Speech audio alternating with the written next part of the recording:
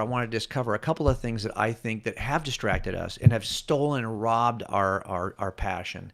And I think that a lot of that is our changing perspectives and the way that social media is stealing our passion and stealing our priorities. And I think look, I don't want to be the old guy who's sitting on the front lawn, who was raised in a non-social media world. And so I'm shaking my fist, get off my lawn. You people who are like, I'm not saying, I don't want to be heard as that guy.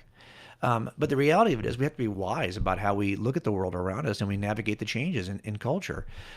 Things change in technology. And technology, when it changes the world around you. I'm sure when the first phones were developed and we had the ability to talk with each other across the country, it changed the way we interacted. It changed other dominoes in the culture fell that were probably not directly related to communicating on a phone. And they fell as a consequence of having the phone. So let me just share with you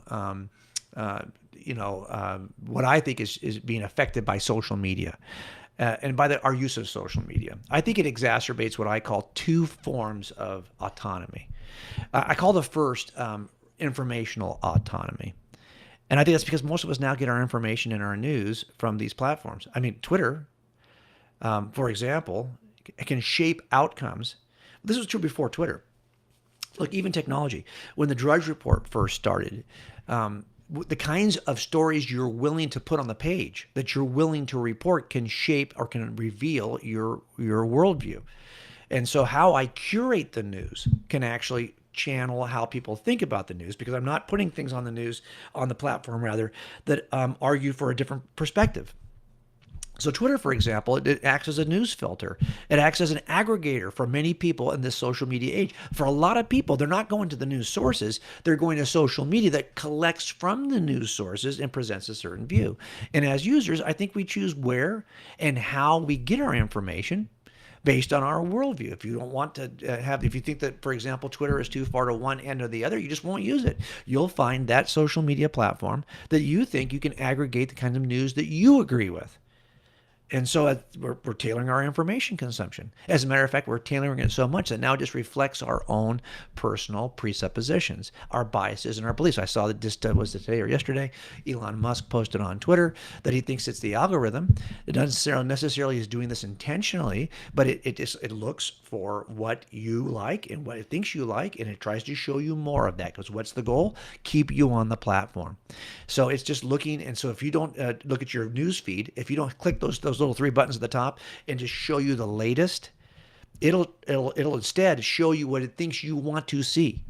And there's the problem, is that we form what I call informational autonomy. We are just reflecting back to ourselves our own biases.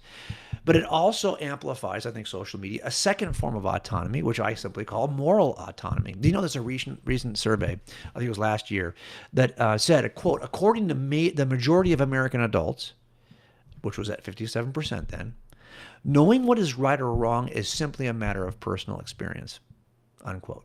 So that form of moral independence, I think, is even stronger in teens than it is in adults, but clearly it's impacting every single group. And social media algorithms, like we just talked about that Elon Musk was talking about on Twitter, they only strengthen that. They only strengthen our personal echo chambers. They just unite us with other like-minded users who already share what we believe. It just continues to shape, to amplify and strengthen what we already believe about the world. And we end up surrounding ourselves with people who already agree with us. So it's the rise of these two forms of autonomy, informational and moral autonomy, driven by algorithms, right, in the social media world. That, I think, is what's contributing to the shift in priorities. Also, I do think it's contributing to our growing apathy, because we're distracted. And how many times, I was just noticing, this is driving me crazy. I don't know why I'm going to complain about this, but if I don't follow a lot of people on Instagram, but you'll notice, you'll get to your feed, your maybe 4 or 5 updates from your friends, and then it'll shift to suggestions. The idea here, and it'll usually give you a little red dial that'll say, if you want to click this link, you can see the older stuff. But once you've already seen it once, it's going to give you only suggestions of what it thinks will keep you on the platform. How many times have you opened a social media platform for the purpose of just checking with your friends what the updates are, and then you're on there 40 minutes later looking at suggested content? well, then it's doing its job perfectly. And it's amplifying, it's keeping you on the platform, but it's also only going to show you the things that's going to keep you on the platform.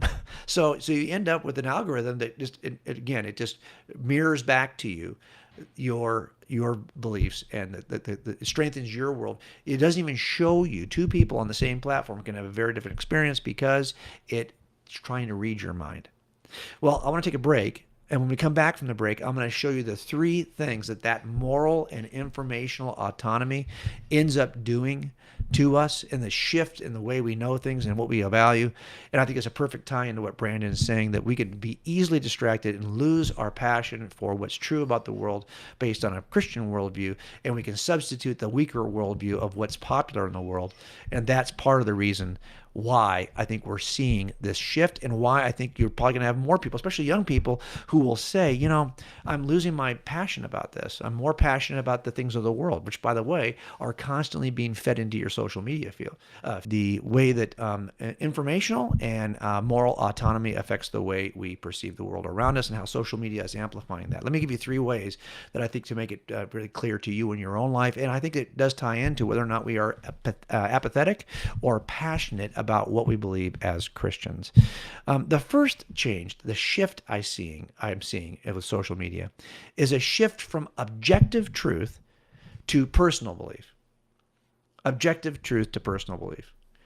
I think there's all this competition between news services and social media platforms often just makes opposing claims about the same topics, whatever the topic may be, about the same occurrence, whatever the news is that day, the daily occurrences, the historical events. We can have opposing claims about these. And this is typically what's always happened. It's always been the case in history that you'll have certain media outlets who will make opposing claims. But for many users of those services now, the facts are simply now a matter of opinion. Everything has become a matter of opinion. When you know this for a fact, when you look at a news claim online, what's the first thing you do? Is you check, well, who's writing it? Because you figure, well, that's just there. I could disregard everything from this guy, or I want to accept everything from this author. I think this is exacerbated by our individual informational autonomy, right? Personal beliefs that are related to my truth or to your truth, the way we always say that now with the possessive pronoun. They've now replaced these notions that we've always had in the past of is there ever a truth, or is everything just a matter of my truth and your truth? Have we shifted entirely from objective truth to personal belief? I think this is one of the challenges, and I think that social media exacerbates that. So don't be surprised to find unity kind of hard to come by, elusive in this kind of an environment. So one of the takeaways for me is I'm not surprised anymore. If we can't agree about objective facts, then we simply begin to separate along subjective biases. If we cannot agree on objective realities, that can be very uniting, to agree on an objective reality. What will happen is we will devolve into personal biases, and we see that happening right now. If all truth is a matter of individual opinion, then disagreement about a set of established facts, that ends up feeling like an attack on personal beliefs. If you think that all truth is based in your personal belief, your person, then an attack on a claim feels like a personal attack. And we are definitely, and by the way, social media makes those personal attacks. Everyone's a hammer looking for a nail. Everything in social media is anonymously amplified in a way that's not helpful to the conversation. Without your identity being exposed, if I feel like you're far away when I'm clubbing you to death, I'm going to club you to death more eagerly and without any remorse, because you're just an anonymous figure across the world. You're just a social media icon. You're just a little, avatar. The second way I think we're seeing the shift is we're shifting from transcendent righteousness to personal morality. As individuals, we are increasingly acknowledging, we are acknowledged as the individual, as the final authority for truth claims, right? So everything is grounded in the person. Well, moral truth claims are a part of that grounding. And I think this has become a very controversial point of division. This is not like it's unlike scientific facts or historical facts. Those kinds of truths describe what is or what happened. But moral truth claims prescribe what ought to be or what ought to have happened.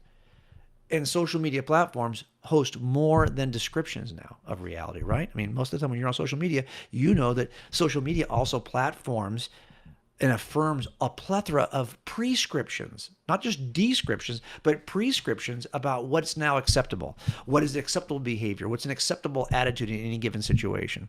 In an environment like that, where it's all about prescriptive, subjective claims from who's the loudest or most authoritative, who has the most followers, who's going to get placed by the algorithm at the top of your feed, that kind of environment. Well, what's morally true for you is rejected by the people who think it's not morally true for them. And so if I have the largest platform, now we're really starting to see how might makes right. And as moral autonomy rises, the fashionable, the kind of ethical opinions, the ones that the people are popular right now, those opinions, they get elevated against and above those ancient, unchanging commandments of an objective reality of God. So let's face it, even when you're making a claim about what God believes about something, that is even going to be seen as simply a subjective opinion. So that's why now I'm not surprised about how people are acting in this area either. I actually think that I'm not surprised that I'm seeing this high level of heated kind of vitriol and hostility that you see in this environment. I'm not surprised by that. Why would you be surprised by that? It's just one thing to be corrected on a description, right, about what is. It's another thing to be corrected about a prescription about what ought to be. Disagreements about moral behavior are just flammable kindling for social media wildfires. It's one thing to disagree about an event. We can try to find facts. Well, the video doesn't show that. But then when you start to, if all moral truths are subjective, you're really attacking me personally when you reject my moral view. And I'm not surprised that we're seeing this kind of high level of hostility any more than I'm surprised that we're finding it elusive to agree on objective facts. And social media is only amplifying this in a way that we just couldn't predict. I think we're also, though, shifting in one last way, and that is from collective aspirations to personal brands. What I mean is that autonomy, especially when it leads to forms of selfishness, right? Because if I'm autonomous and I don't need anybody else, if I can answer all my questions by looking at my preferred websites, or I don't have, why would I start to listen to people who don't agree with me? I can find too much to listen to that does agree with me. And I think that kind of autonomy is clearly the enemy of community. If there's no, I don't know anyone who agrees with everything I believe. I don't even agree with myself sometimes. So what are the odds you're going to find somebody for which you can find no point of disagreement? I think the community is about deciding to love people around the most important things that unite us and not allowing our differences to divide us. But I think we are increasingly seeing examples of how autonomy is an enemy of community, especially like even in professional sports. I'm seeing it, like individual players, right, often ascend past the status of their team. So when you look at their social media platforms, it's all about them, not about the team. The team is almost interchangeable. If I'm a really great quarterback, for example, it's about my personal brand. I mean, look, there was a time when you could not develop a personal brand. I mean, you were dependent on legacy media to promote you.